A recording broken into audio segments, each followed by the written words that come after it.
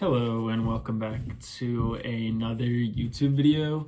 Today I'm going to go over my Kashtira Mimighoul deck profile. I've only taken this to locals once and it did pretty well. I didn't win, but still not bad. Anyways, let's get right into it. We're playing 3 Mimighoul Dragon.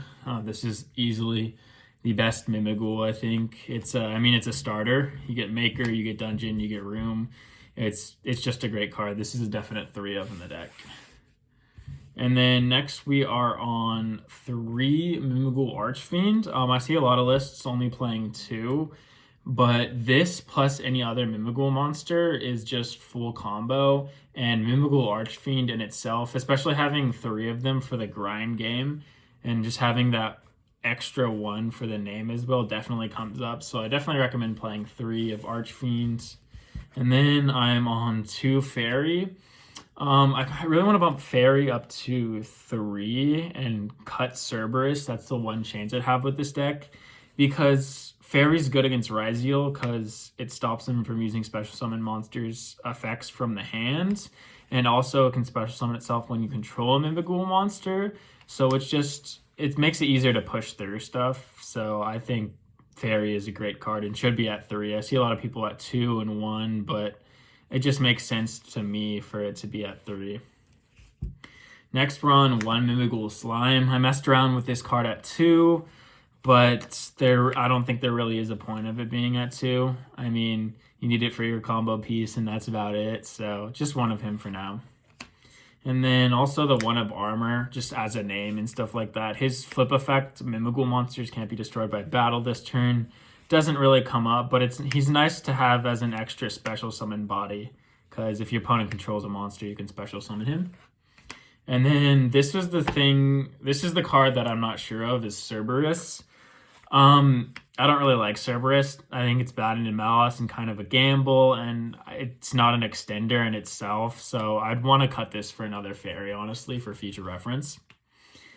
Then we're on 1 Mimighoul Master. I'm not a huge fan of Mimighoul Master. I mean, it's nice to when you get him off throne, but I've never been in a situation where I saw him in my opening hand and I was like, dang, I'm glad I had Mimighoul Master right now. It's not a hard garnet. I'd say it's more of a soft garnet.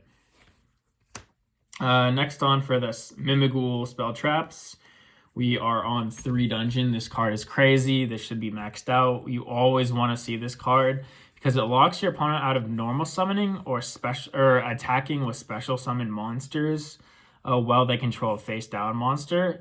And being able to stop them from a lot of decks from normal summoning can hurt them a lot. It definitely hurts decks like Malice, not really Ryziel as much because, they special summon themselves from the hand.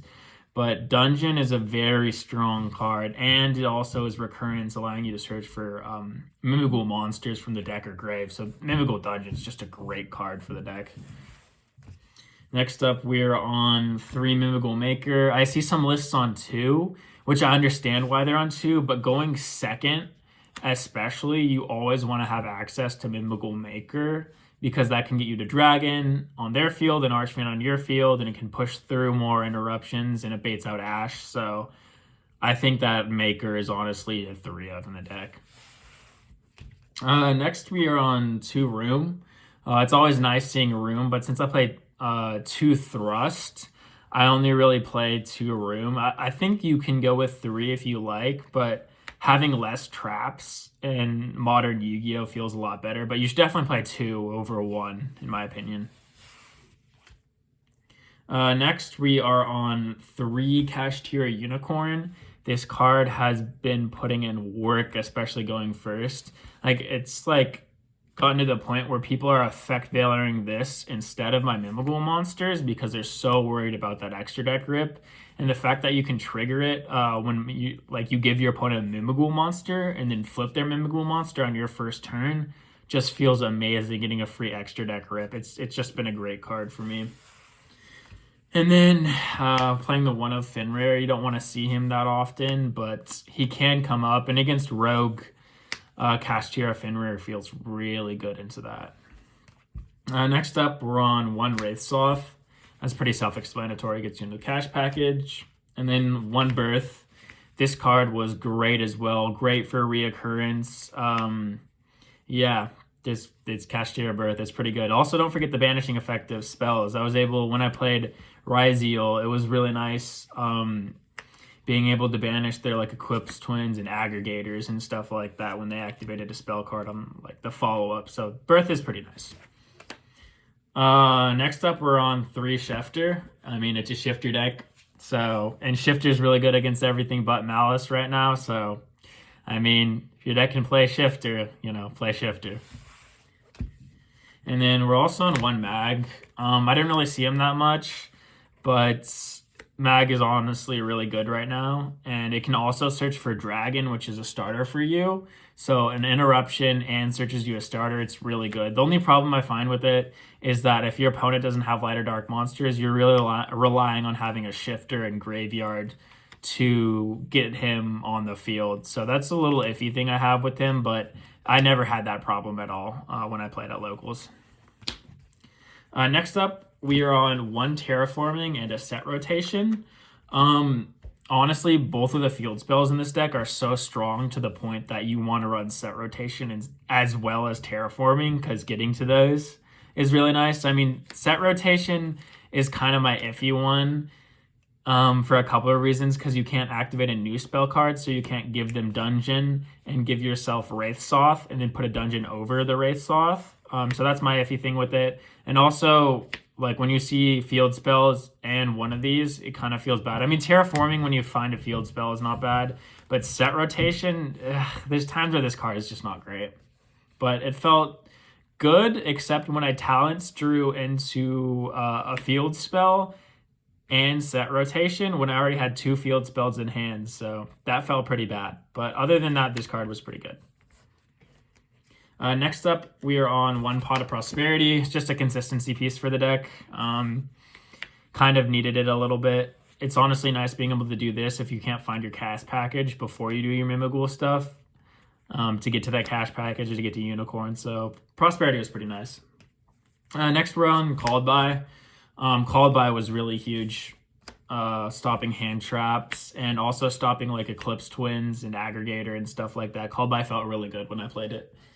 Next up, we are on 2 Thrusts, 2 Talents. I see a lot of people say 3 of each or 3 of Thrust, and I just don't like those ratios for a deck. I think like when you get to a point where you're opening too many of them, then the card becomes bad. But honestly, I never had an issue with breaking on too many of these, and it always felt amazing when I had like 1 or 2 of them in my hand, like a Thrust and a talent as well. So that was pretty nice. Next up, we're on 3 Droplet. I know this is conflicting with Shifter, but the way you play Shifter in this deck is you wait for their main phase if you don't know their matchup to play the Shifter if you have Droplet in your hand as well. Because if it's against Malice, you want the Droplets, and if against most other decks in the format, you'd want Shifter. And honestly, having Droplet, if you go first, and setting Droplet has been really clutch, because all your Mimighouls come back to you. So your opponent gets the negative effects of the Mimighouls, and then they try to use monster effects, and then you Droplet the Mimighouls they just gave you. So Droplet felt really good in this deck. Next up for the trap cards, other than the Mimighoul rooms, we're on a Skill Drain and a Statue.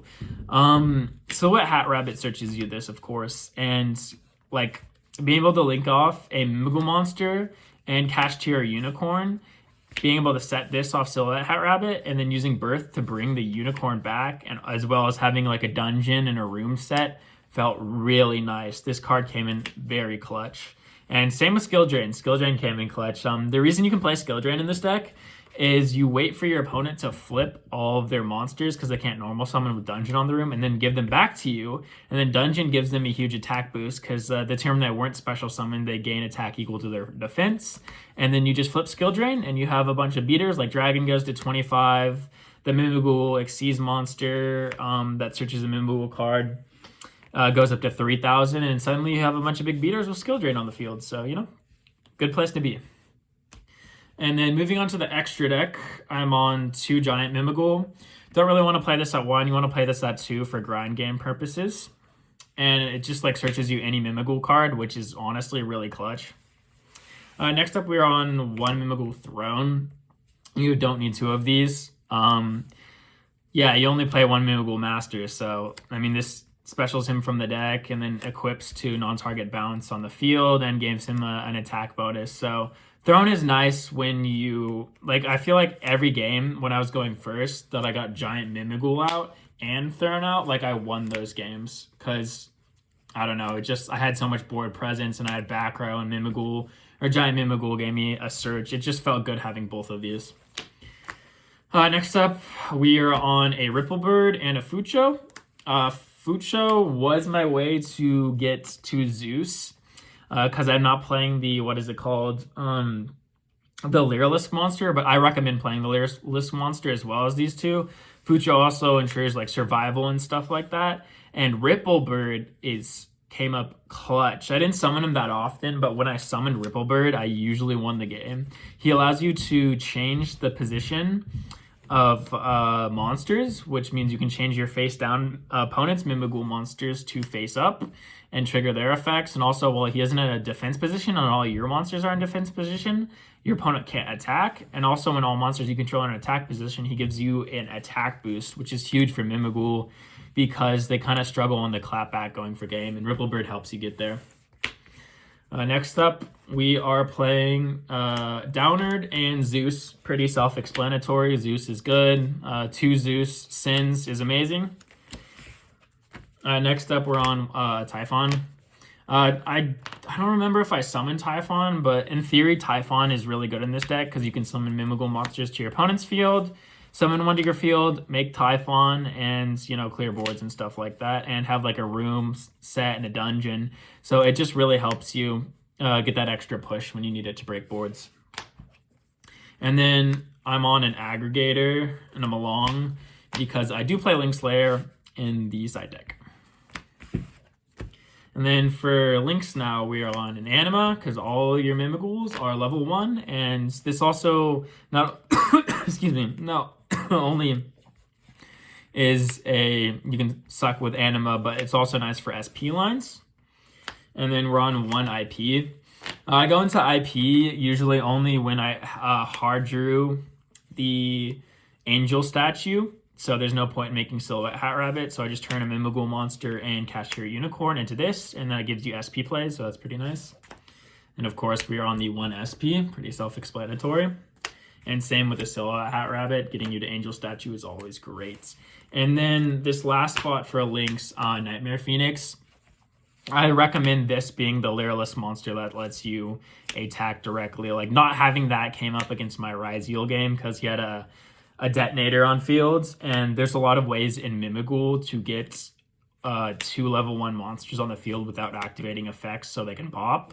So that would have come a huge. I super recommend playing the level 1 Lyrilisk, or the rank 1 Lyrilisk that lets you attack directly. And now moving on to the side deck. I wasn't super happy with how the side deck performs, but I'll explain that later. Not going to explain this. Not going to explain that either. And then this, because you play Thrust, these are self-explanatory with Thrust.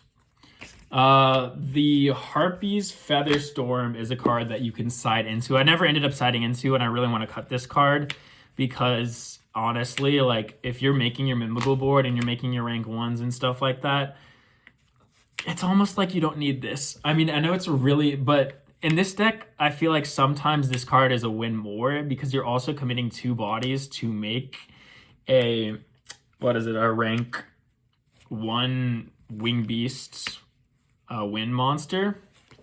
So I'm probably going to cut this going into the future. And then Link Slayer, or excuse me, not Link Slayers, Ultimate Slayers. I mean, this is also really self-explanatory. Felt nice into Ryzeal, you know. And then also for an extra going first option, 3 Judgments. I never actually, when I sided into these, I never saw them, but Judgments are really nice against board breakers, and especially things like Lightning Storm and Feather Duster. That is, I see increasingly being added into sideboards. And honestly, like a Duster instead of this is probably what I'm going to do in future reference, because having a Duster for like the Blue Eyes matchup is honestly really nice. But yeah, anyways, that is my deck profile. And I hope you guys enjoyed it and decide to play Kashtira Mimighoul yourselves, because this deck, while it's not amazing, you can definitely keep up with meta decks with this deck. And it's really fun to play because it forces you into grind games. And I don't know, I just find it really interesting and really entertaining, and it's a very unique play style. Anyways, hope you guys are having an amazing day. Later.